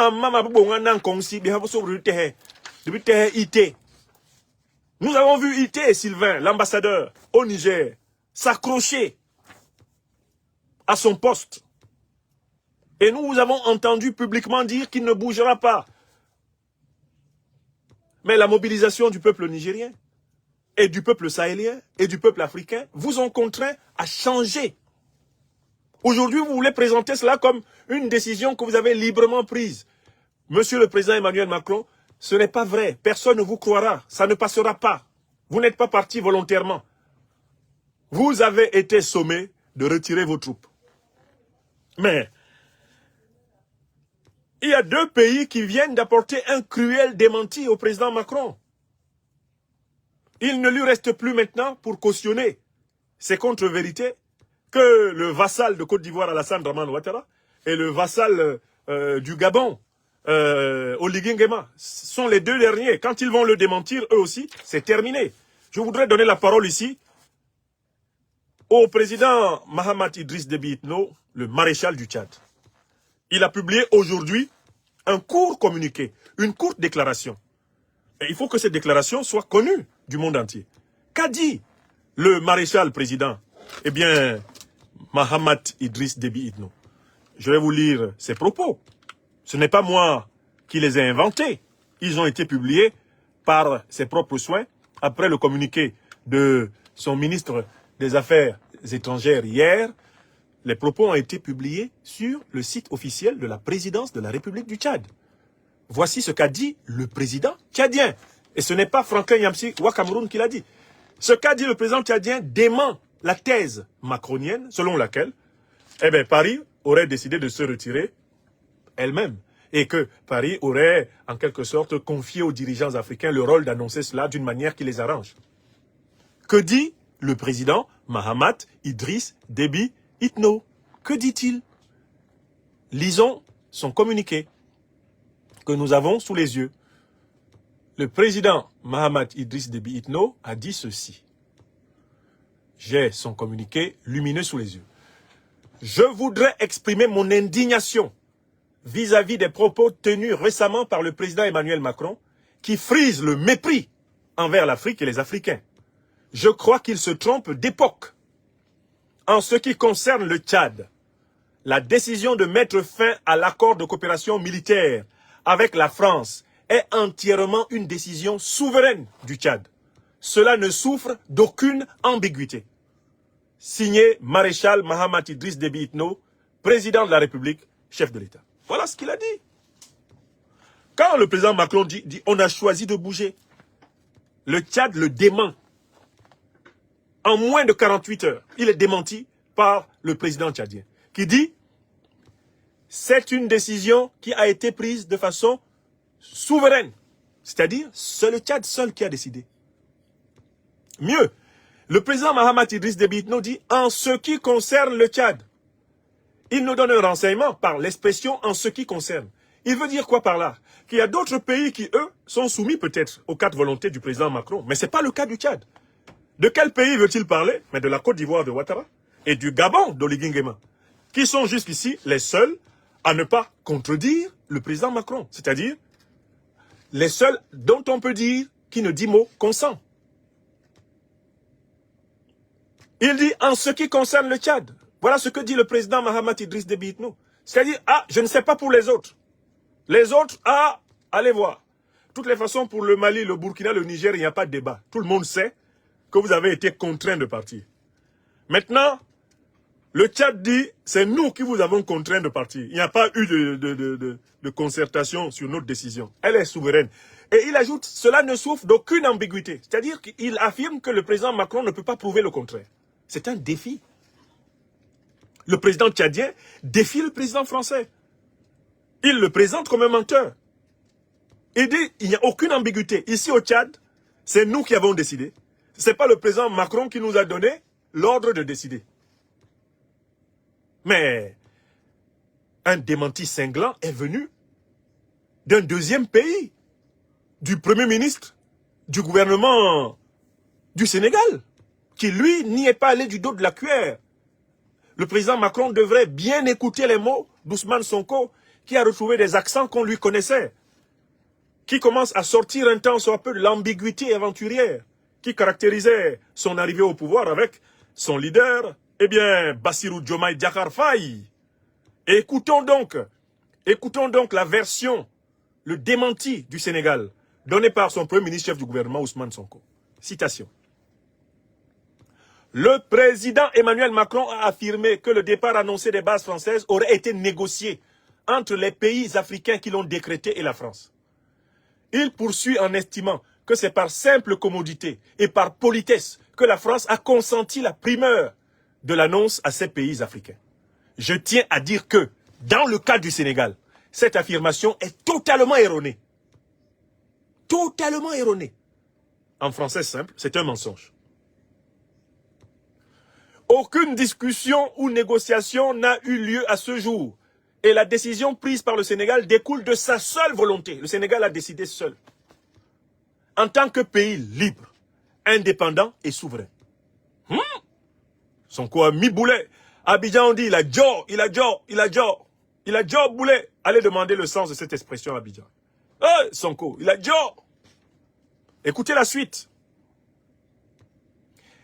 Le Sénégal déclare, alors il déclare, c'est-à-dire le président Macron déclare enfin qu'aucun pays africain ne serait aujourd'hui souverain si la France ne s'était déployée.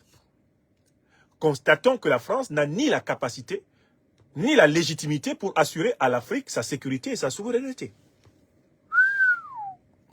Sonko continue. Bien au contraire, elle a souvent contribué à déstabiliser certains pays africains comme la Libye, avec des conséquences désastreuses notées sur la stabilité et la sécurité du Sahel. Voilà Ousmane Sonko qui retrouve son cerveau. Il dit la France a souvent contribué à déstabiliser certains pays africains comme la Libye, avec des conséquences désastreuses notées sur la stabilité et la sécurité du Sahel. Voilà le Premier ministre Ousmane Sonko tel que je veux qu'il soit. Qu'il rejoigne clairement la vérité historique et qu'il la dise. Voilà, Sonko. C'est pourquoi je vous critique. Je vous critique parce que vous ne parliez plus comme ça, Sonko Ousmane. Je vous ai nommé aventurier ambigu parce que vous n'aviez plus ce langage clair. Vous aviez fui la première ligne de la contradiction. En croyant par cela, contourner vos responsabilités historiques, elles vous rattrapent. Ousmane Sonko continue. Sa sortie contre le président Macron, il dit « C'est enfin le lieu de rappeler au président Macron que si les soldats africains, quelquefois mobilisés de force, maltraités et finalement trahis, ne s'étaient pas déployés lors de la Deuxième Guerre mondiale pour défendre la France, celle-ci serait peut-être aujourd'hui encore allemande. » Astaghfirullah. Vous avez entendu? Donc Ousmane Sonko déconstruit complètement le discours du président Macron. Il dément la prétention du président Macron d'avoir instruit le Sénégal de décider du retrait des troupes françaises. 2. Il dément le fait que le Sénégal compte sur la France pour sa sécurité et il conteste la capacité de la France à assurer la sécurité du Sénégal et de l'Afrique.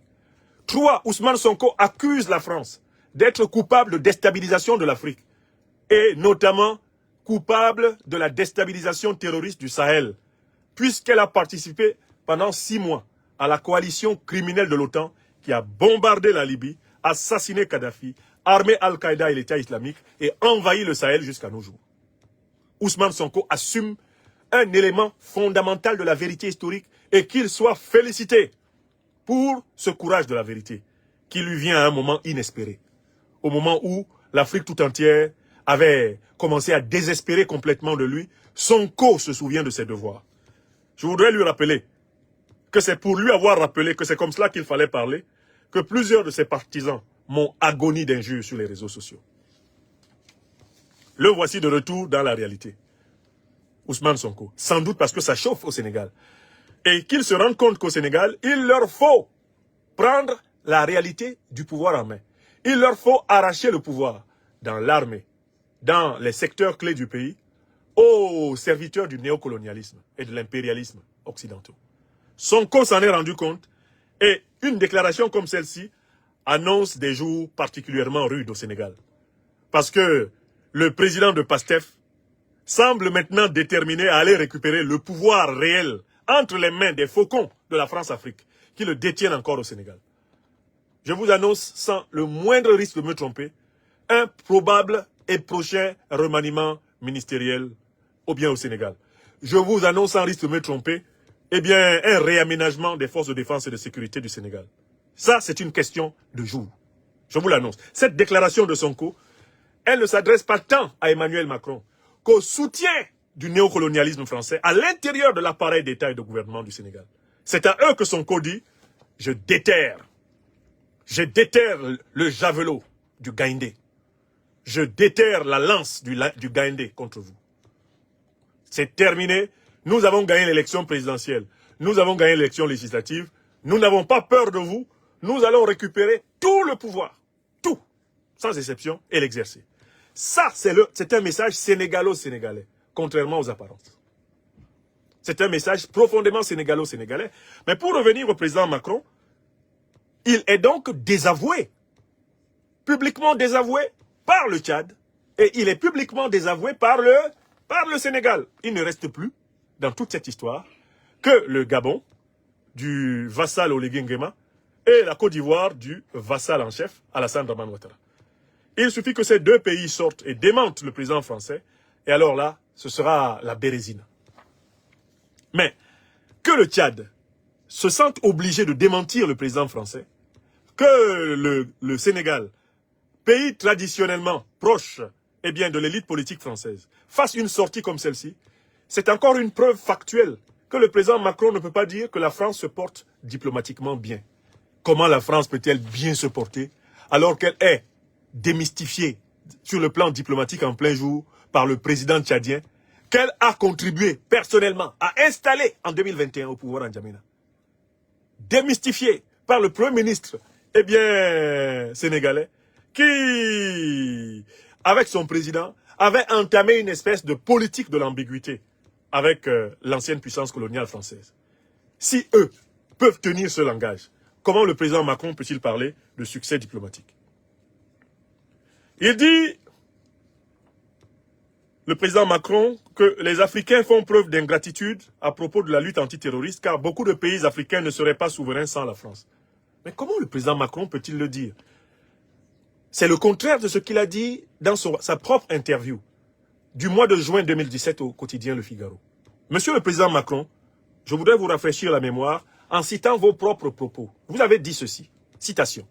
Nous, Français, nous avons eu tort de faire la guerre contre la Libye, car il en a résulté partout des États sahéliens faillis et des groupes terroristes qui prospèrent. Monsieur le président Macron, ce sont vos propos en juin 2017 dans le quotidien Le Figaro publié à Paris. Ces propos sont disponibles en tapant les mots que j'ai dit sur Google, on retrouve les propos. Vous avez vertement critiqué, quand vous étiez fraîchement arrivé à l'Élysée, la politique africaine de la France. Vous avez critiqué l'intervention militaire de la France en Libye. Vous avez dit que c'était un fiasco et vous avez même dit que la France avait une dette de sang envers le peuple libyen. Ce sont vos mots. Comment pouvez-vous, après avoir dit cela, en 2024, venir nous dire que les pays africains restent souverains grâce à la France, dont vous avez condamné l'intervention en Afrique?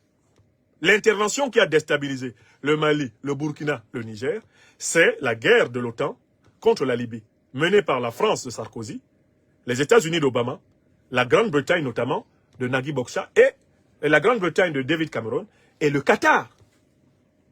Parce que le Qatar était l'une des nations en avant-garde pour le saccage de la Libye.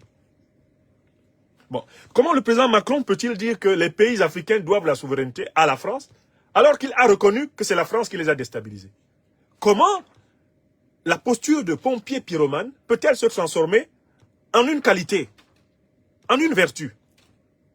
Je vous déstabilise, je viens faire semblant de vous aider à vous stabiliser, et je mérite des remerciements. C'est tout simplement incongru. C'est un cynisme sans borne que de dire cela. Enfin, le dernier argument que j'ai noté, le président Macron dit qu'il faut que la France sorte de sa fixation diplomatique sur l'Afrique francophone et qu'elle s'intéresse à la diversification du partenariat vers l'Afrique non francophone et de citer des pays comme le Nigeria, le Kenya et l'Éthiopie. Mais je tiens à faire remarquer au président Emmanuel Macron qu'il y a un contentieux franco-nigérien à résoudre. La France est la puissance qui était derrière la rébellion sécessionniste biafraise, qui a causé plus de 2 millions de morts et des dizaines de millions de déplacés de guerre au Biafra, à la fin des années 60, début 70. Mais, monsieur le président Macron, il faut ouvrir à Paris le procès du génocide biafrais. Et vous vous rendrez compte qu'il y a des responsabilités directes de l'État français qui étaient derrière les forces du lieutenant Emeka Ojukwu, parce que celui-ci aurait permis à l'État français, à son capitalisme d'État du moins, de mettre la main sur les réserves pétrolières du Nigeria. Nous avons les documents de tout cela. Je ne parle ici que des choses documentées. Donc, comment va-t-il faire pour faire des affaires avec les Nigérians en cultivant cette sorte d'amnésie sur la réparation? Le Kenya, est-ce un pays dans lequel on pourra imposer les mêmes conditions de coopération qu'on avait imposées dans l'Afrique dite francophone? L'Éthiopie, vous pensez que ce sont des pays dans lesquels il vous sera facile d'imposer le franc CFA, d'imposer les bases militaires françaises, de choisir les dirigeants à la place des peuples? Vous pensez que vous allez faire ça dans cette partie du monde? Oh que non! René Descartes, le grand philosophe de la France, disait qu'il vaut mieux se changer plutôt que l'ordre du monde. C'est la politique africaine de la France qui doit changer. Car l'Afrique, elle devient ce qu'elle veut devenir. Elle est ce qu'elle veut être. Il faut en prendre acte. Que vous alliez en Afrique australe, en Afrique du Nord, en Afrique centrale, en Afrique de l'Est ou en Afrique de l'Ouest, vous trouverez les mêmes peuples africains en pleine conscientisation, en plein réveil et éveil. Et vous ne pourrez plus mener, où que ce soit sur le continent natal de l'homme, des politiques néocolonialistes et impérialistes, monsieur le président Macron. C'est la vérité. Changez-vous, car vous ne pourrez pas empêcher les Africains de s'approprier l'Afrique. C'est vous qui devez vous changer. Conformément au précepte de Descartes qui dit « Il vaut mieux se changer plutôt que l'ordre du monde ». Ce n'est pas parce que vous irez au Kenya, au Nigeria ou en Éthiopie que vous obtiendrez des avantages comparables à ceux que vous aviez dans les 15 pays d'Afrique dite francophone. C'est terminé. Dans aucun pays d'Afrique, vous n'aurez des avantages comparables à ceux que la colonisation et la traite des Noirs vous ont conférés. C'est terminé. Et il vaut mieux prendre acte de cette mutation continentale décisive et repenser la politique internationale de la France à l'aune de cette réalité que de continuer à dire « Ah, vous ne voulez pas de nous? Ah ben on va là-bas. » Mais si vous allez là-bas avec vos mêmes habitudes, on va vous chasser pareil. Écrivez ça. Si vous allez là-bas avec vos mêmes habitudes-là, que décrit le président Mahamat Idriss Déby Itno, que décrit le premier ministre Ousmane Sonko, qu'on décrit et décrié les présidents du Mali, du Burkina, du Niger et beaucoup d'autres chefs d'État africains, intellectuels, peuples et consorts, si vous allez là-bas avec les mêmes réflexes, les conséquences seront les mêmes. Peut-être même elles seront encore plus rapides et plus fatales. Parce que ces peuples ont une tradition de résistance encore plus fraîche, encore plus spontanée que les peuples avachis sous le néocolonialisme et l'impérialisme français. Voilà, mes chers amis, voici les propos tenus par le chef de l'État français à l'égard de la politique africaine de la France et en particulier à l'égard des intellectuels panafricanistes. Je tenais à revenir sur ces propos pour lui montrer que nous avons compris que ce sont des propos qui nous visent et que nous avons de la ressource pour lui répondre sur le terrain de l'argumentation. Sur le terrain de l'argumentation. Les panafricanistes sont au service de l'émancipation de l'Afrique, pas de la Russie, pas de la Chine. Ils sont au service de l'émancipation de l'Afrique.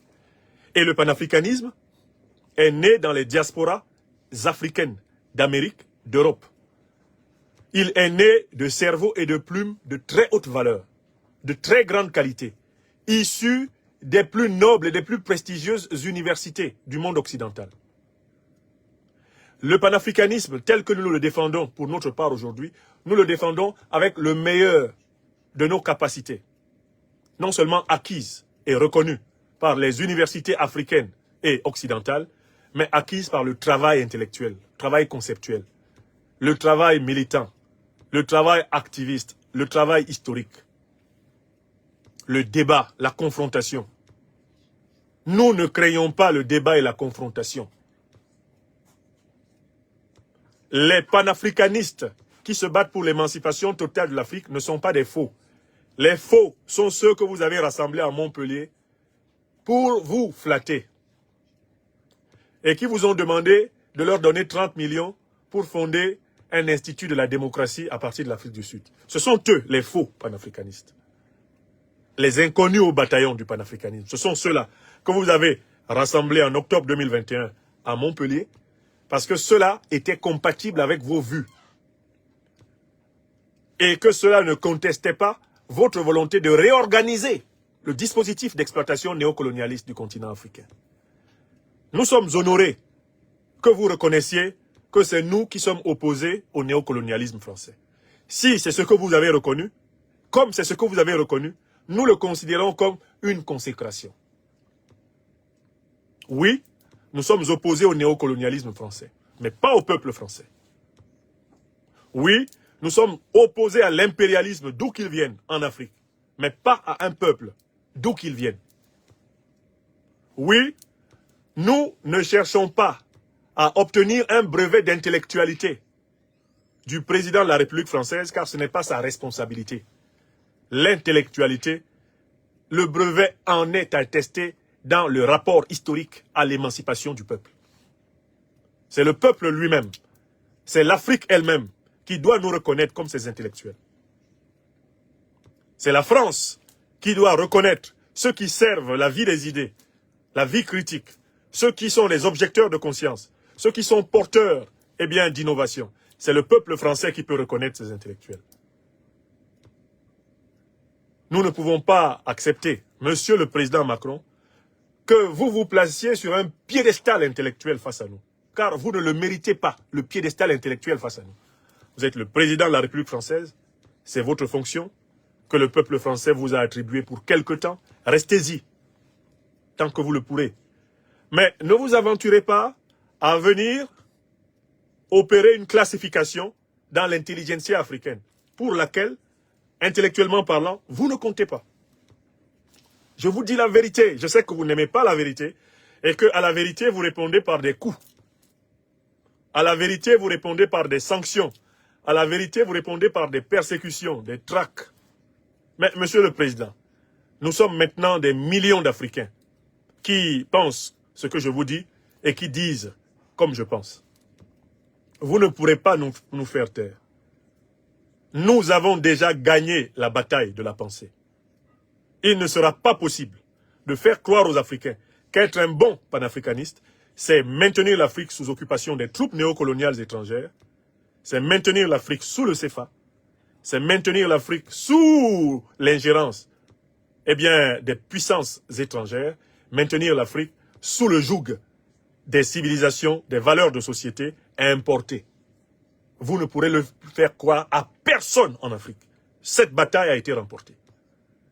Maintenant, la grande bataille pour l'Afrique, c'est de s'imposer comme puissance dans les relations internationales, d'ouvrir les procès, de condamner les crimes de guerre, les crimes contre l'humanité, de fixer les réparations et de les imposer comme condition du renouveau des relations internationales afro-européennes, afro-américaines, afro-asiatiques. C'est la responsabilité des Africains de réaliser leur liberté. Les Africains ne vous demandent rien d'autre que de rendre, pour ainsi dire, ce que vous leur avez pris, vous en tant que responsable de la continuité de l'État français. Je vous demande, Monsieur le Président Macron, puisque j'ai l'honneur d'être écouté par la cellule africaine de l'Élysée, qui me reconnaît comme un intellectuel panafricaniste, je vous demande de bien vouloir méditer les propos suivants de l'un de vos augustes prédécesseurs. Il s'appelle Monsieur Jacques Chirac. Il va vous formuler d'une manière très claire ce que l'Afrique exige et ce qu'elle obtiendra d'une façon ou d'une autre. Monsieur Chirac, qu'est-ce qu'on oublie souvent dans la relation franco-africaine? Vous avez la parole.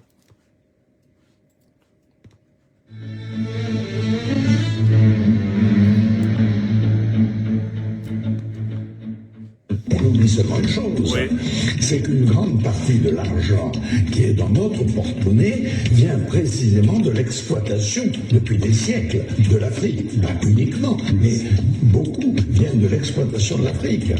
Alors, il faut avoir un petit peu de bon sens, je ne dis pas de générosité, de bon sens, de justice, pour rendre aux Africains, je dirais, ce qu'on leur a pris, d'autant que c'est nécessaire si on veut éviter les pires convulsions ou difficultés avec les conséquences politiques que ça comporte dans le prochain avenir. Merci, Monsieur Chirac. Vous avez été 2 fois élu président de la République française, comme le président Emmanuel Macron. Vous connaissez parfaitement la France-Afrique, dont vous étiez un grand acteur. Puisse le président Emmanuel Macron méditer humblement, modestement vos propos et sauver ce qui reste de sa politique africaine, car pour l'essentiel, reconnaissons qu'elle est un échec incontestable. Je l'ai montré. Il n'y a aucune affirmation sur l'Afrique qui n'ait pas été contredite par des faits. J'espère que je l'ai fait devant vous. C'est pas difficile, n'est-ce pas? Il suffit d'être honnête. Vous n'avez sur l'Afrique, là, sur ce que vous avez dit sur les panafricanistes, ce que vous avez dit sur les relations franco-africaines, vous n'avez pas dit la vérité. Et en tant que philosophe, je me réjouis de vous avoir, eh bien, rigoureusement, vigoureusement, clairement, contredit. C'est cela, penser. Penser, c'est pouvoir dire non. Pouvoir dire non. Voilà. Bonne soirée à toutes et à tous. Je donne la parole au grand maître Jean Bikoko Aladin pour conclure ses travaux.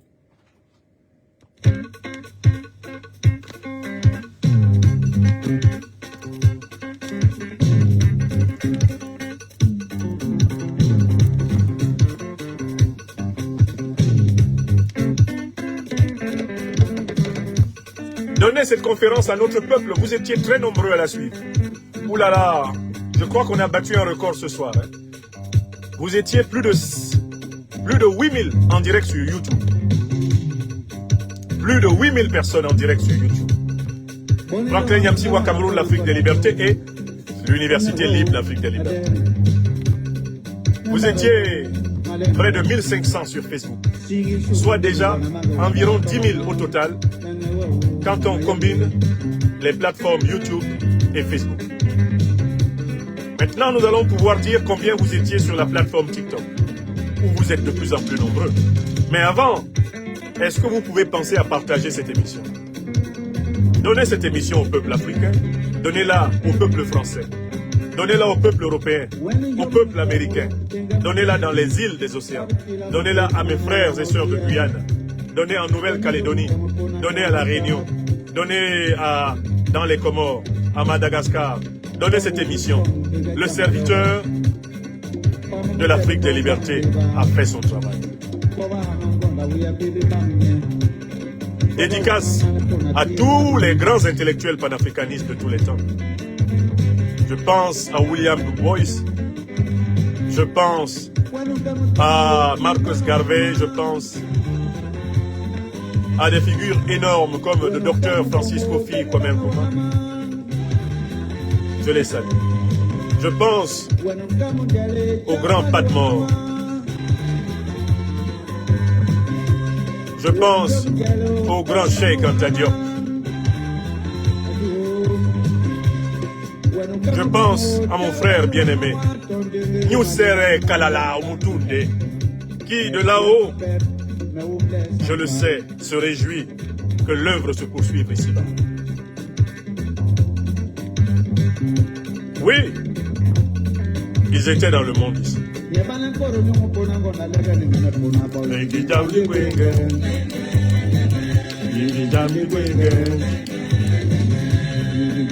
Dédicace spéciale aux grands héros panafricains.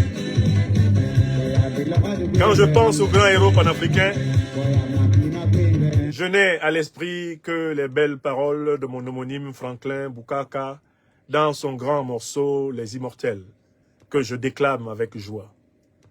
Afrika mobimbae, tokangi maboko, tozali kotalae, bana basili na kokende, bana basili na kotekamae, na banguna. Tolati mokuya, ata malobate, Congo na bana Afrika, baleli.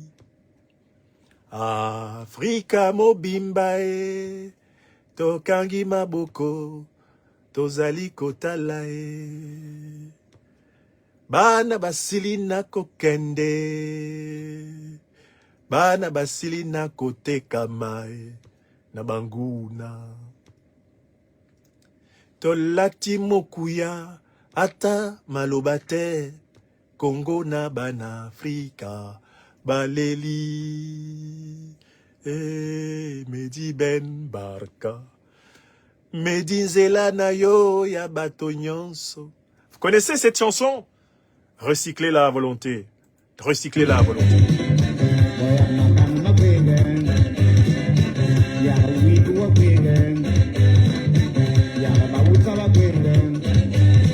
La patrie ou la mort, nous vaincrons.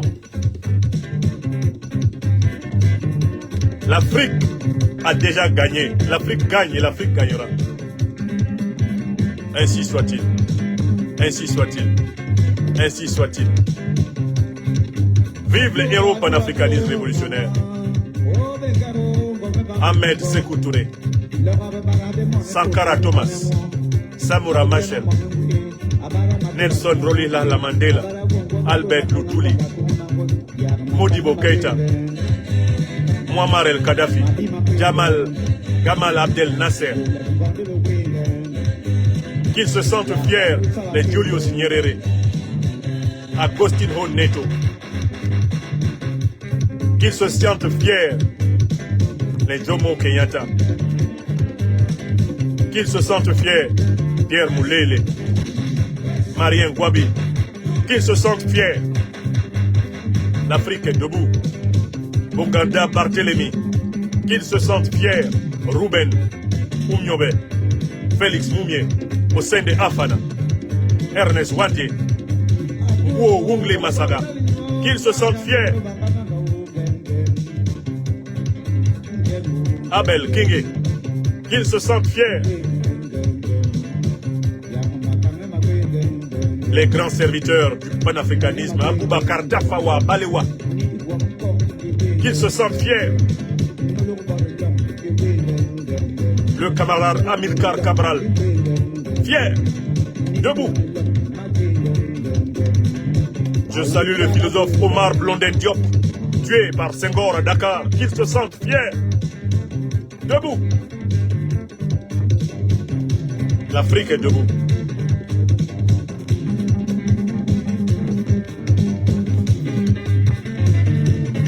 Le grand Patrice Emery Lumumba, dont j'ai visité la maison et dont j'ai eu à faire la connaissance de la veuve Maman Pauline en mars 2013 à Kinshasa. Béni soit-il. Le héros national du Congo. L'Afrique est debout, doyen Papa Patrice. Nous sommes là. On continue. D'autres viendront et ils continueront. La noblesse, la dignité et l'élégance de l'Afrique. L'Afrique éternelle. L'Afrique vivante. Je salue Saraona Mangou, la grande reine du Niger. Zinga, la grande reine du Congo. Toutes les grandes femmes africaines de combat, comme Winnie Mandela, qu'elles soient saluées, comme la maman de Fela Nikula Pokuti, le maître de l'afrobeat. Sa mère fut tuée par défenestration par les barbares néocolonisés au Nigeria. Qu'elles soient bénies. Bénies soient toutes les grandes femmes de l'histoire africaine. Et que naissent et que grandissent les héroïnes du temps présent et des temps futurs. N'ayez pas peur.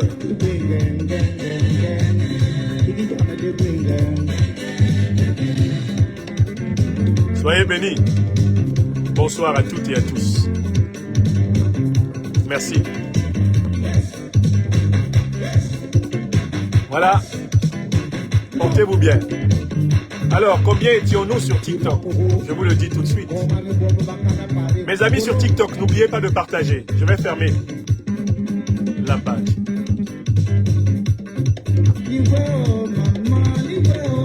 Nous étions 41 000 en direct sur TikTok. Eh bien, 41 000, plus près de 10 000 sur nos autres chaînes. Eh bien, nous étions près de 52 000 en direct de cette émission aujourd'hui. Soyez bénis. 41 000 internautes en direct sur TikTok. Je ne vous montre pas ça pour énerver quelqu'un, simplement pour montrer que le message passe. Le message passe. Oui, vous étiez plus de 52 000 en direct de cette émission aujourd'hui. Merci. Et merci d'avoir partagé. Merci.